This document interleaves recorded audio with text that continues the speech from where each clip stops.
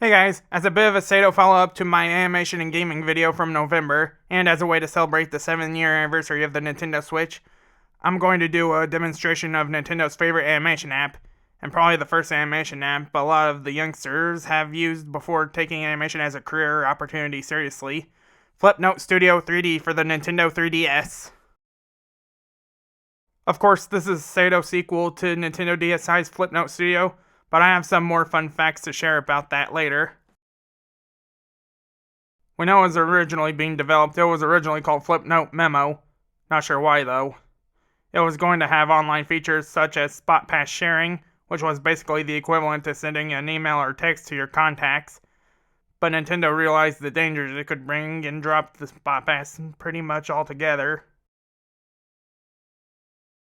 The saddest thing about it is that it was originally only given a Japanese release, mostly due to the online features being pulled. Fortunately, we did finally get it through the My Nintendo Rewards program, which is like Club Nintendo, but not as fun.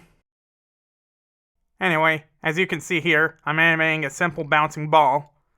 Unlike Rough Animator, this app has the misfortune of not having better brushes for rough animation. While this was the second 2D animation app I used, the first being Flipnote Studio for DSi, it was still one of the starting points for my life as an animator. You could technically do stop motion animation in the app by using the 3DS camera, but the pictures would be black and white and mostly pixelated. You can also add sound to your animation, but it isn't really good with lip sync.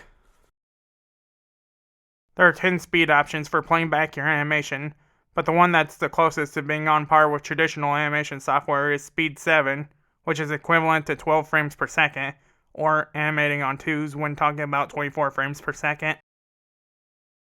The DSi version had different speeds, but none of them matched traditional animation frame rates.